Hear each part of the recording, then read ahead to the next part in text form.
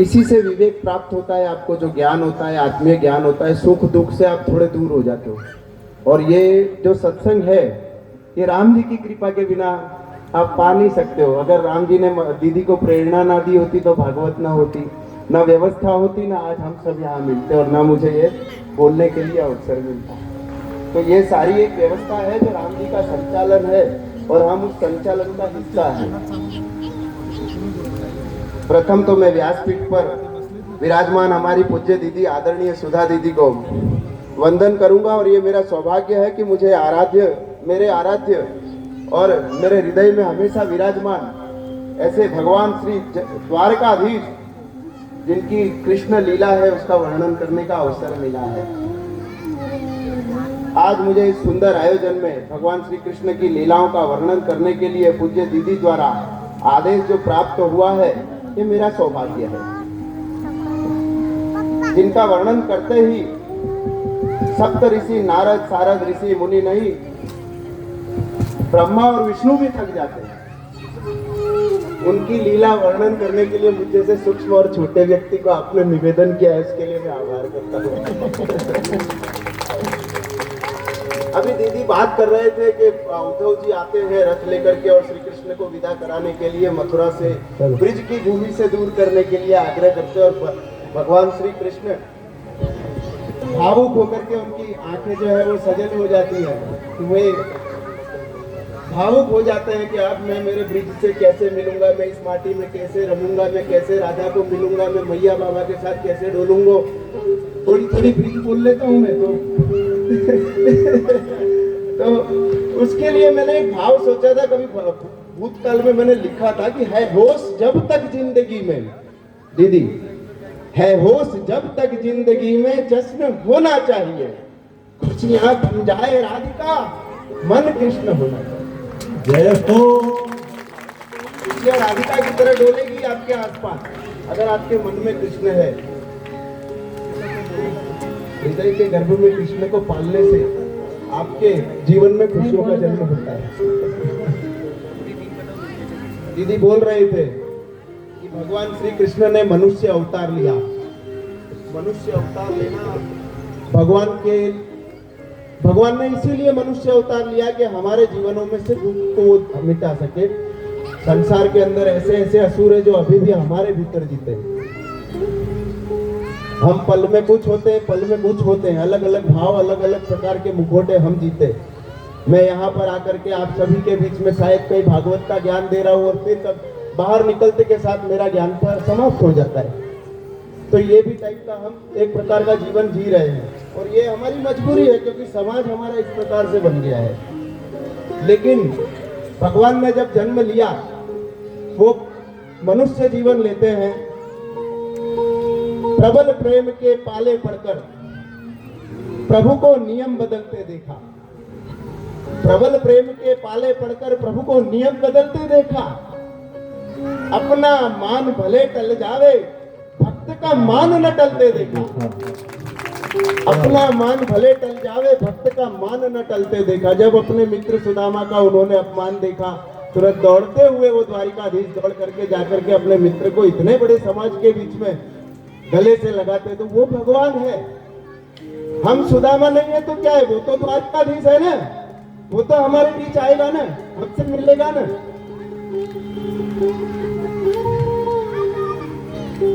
जिनकी केवल कृपा दृष्टि से, जिनकी केवल कृपा दृष्टि से सकल विश्व को पलते देखा। जिनकी केवल कृपा दृष्टि होती है तो उनकी श्रद्धेय अर्धांगिनी माता लक्ष्मी आपके भंडारों को भर देती है उसकी कृपा से। तो उसकी कृपा जो सकल विश्व को संपूर्णता देती है, वो भगवान है जो मनुष्य अवतार लेकर के और गोकुल की गलियों में माखन के लिए डोलता है, चोरियां करता है। जिनकी केवल कृपा दृष्टि से सकल विश्व को पलते देखा, उनको गोकुल के माखन पर बारंबार मचलते देखा। जिनका ध्यान विरंच शंभु, जिनका ध्यान ब्रह्मा और शंभु महादेव सनकादिक ऋषि विश्व में उनके हाथ में नहीं संभलता है। उनका जो ध्यान है, जब तक भगवान ध्यान में लेते हो तो इतने चंचल है, कभी हाथ में नहीं आते। कभी तो शायद यशोदा मैया के काम में डोलती रहती, मेरा लाला खांगो, मेरा लाला खाए, अरे तेरे घर आएगा। यानी महादेव के हाथ में जब क्या संभले, तो संसार के निर्माता भी है और नष्ट करने का भी उन्हीं के हाथ में एक दायित्व दिया गया है संसार का। लेकिन तुम देखो भगवान की लीला, वो अपने बाल सखाओं के साथ, मुझे नाम याद नहीं है लेकिन अभी दीदी ने बताया था झरोके से उन बाल सखाओं के नाम, तो उन बाल सखाओं के साथ गेंद लेकर के उछल रहे हैं, वो खेल रहे हैं। मधुमंगल, बुध मंगल, मनसुखा, धनसुखा, श्री धामा, सब माखन की चोरी करते। मैया मोरी मैं नहीं माखन खायो।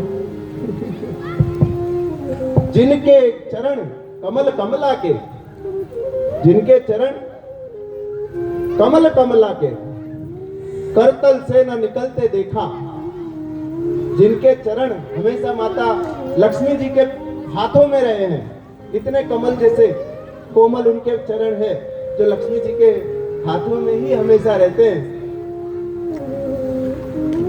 उसको गोकुल की गलियों में कंटक पथ पर चलते देखा। ये वही भगवान है जो गोकुल की गलियों में, इसीलिए तो हम चप्पल उतार देते हैं, वहां जाते हैं कि ब्रिज की रज लगेगी तो पार हो जाएंगे। ब्रिज की रज की वही तो बात है, इसलिए तो भावुक हो गए थे भगवान श्री कृष्ण। उन्हें पता था वो ब्रह्मांड के नायक है, सर्वज्ञाता ज्ञाता है, जगत गुरु हैं, जिनकी भ्रुकुटी टेढ़ी हो जाए ना तो काल भी घबरा जाता है। काल आपको पता है किसको बोलते हैं? जम को बोलते हैं। और जम हमारे भगवान को सारो तो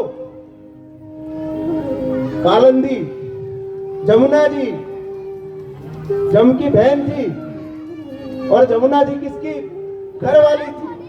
हमारे भगवान श्री कृष्ण की।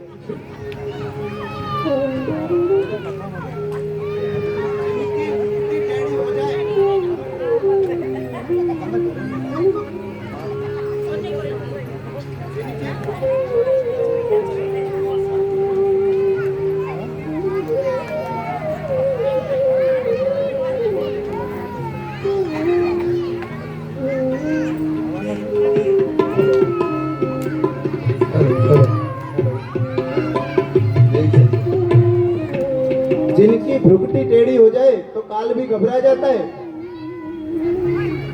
जिनकी वक्र भ्रुकुटी के भय से सागर शब्द उबलते देखा, उसको गोकुल की गलियों में नहीं, उसको माँ यशोदा के भय से अश्रु बिंदु दृग ढलते देखा। मैया लकड़ी दिखाती थी और वो डर जाते थे, मैया मैंने ऐसे नहीं किया है कि सब गांव वाले झूठ बोल रहे। अच्छा लाला तू ही एक सत्ताधारी पैदा भयो या देश में या गांव में, बाकी तो सब झूठे, एक तू ही सत्ताधारी है। ऐसा अधिकार भगवान श्री कृष्ण ने उन्हीं को दिया था। आप भी ऐसा लगाव रखो, आप भी अपने गोपाल जी को भोग लगाते होंगे, उसे नहलाते होंगे, बढ़िया साफ शुद्ध रखते होंगे, तो उन्होंने आपको भी अधिकार दिया है। भगवान तो हर रूप में आपके साथ जुड़ा हुआ है। जाकी रही भावना जैसी, प्रभु मूरत देखे चिंत ऐसी। भगवान हमेशा हमारे साथ होते, बस हम ही भूल जाते। जैसे दीदी ने बताया ना कि सुख आते के साथ हम सबसे पहले अगर किसी को भूलते तो वो भगवान को भूलते हैं, और जरा सा दुख आता है तो भगवान बदलने डोलते। लेकिन एक सच्ची बात बोलूं, कोई अगर कृष्ण के भक्त को अगर छल से हराना चाहता हूं तो उसकी ताकत ही नहीं है, वो हरा ही नहीं सकता, क्योंकि ब्रह्मांड का सबसे बड़ा छलिया हमारा आराध्य है। किसी की ताकत नहीं है कि वो हमको हरा दे। क्या छल करेगा वो? सबसे बड़ा छलिया तो हमारा आराध्य है। जल थल जीव में तू ही विराजे, जहां देखूं वहां तू का तू। जल थल जीव में तू ही विराजे, जहां देखूं वहां तू का तू। कहे कबीर सुनो भाई साधु, गुरु मिला जो झोंका तू। मुझे तो कृष्ण दिखता है। जैसे बर्बरिक जी ने बोला था ना कि मुझे तो लड़ने वालों में भी आप ही दिखे प्रभु और लड़ाने वालों में भी आप ही दिखे, तो वैसा ही है, हर जगह कृष्ण है, हर कण में कृष्ण है। और ऐसी कृष्ण की लीला में मुझे बोलने का अवसर दिया। कृष्ण जन्मोत्सव में आने वाला था, लेकिन शायद मेरे हिस्से में माखन मिश्री नहीं थी, नवनीत मुझे प्राप्त नहीं होना था, इसलिए शायद आज मैं यहाँ पर आया हूँ। और ये भी मेरा सौभाग्य है, क्योंकि सत्संग भगवान की कृपा के बिना प्राप्त नहीं होता। आप सभी ने आज, जैसे इस युग में कोई किसी की नहीं सुनता, आपने मेरी सुनी, उसके लिए आप सभी का आभार है। जय द्वारिकाधीश। बोलिए भगवान की जय। बहुत बहुत धन्यवाद अग्रवाल जी को।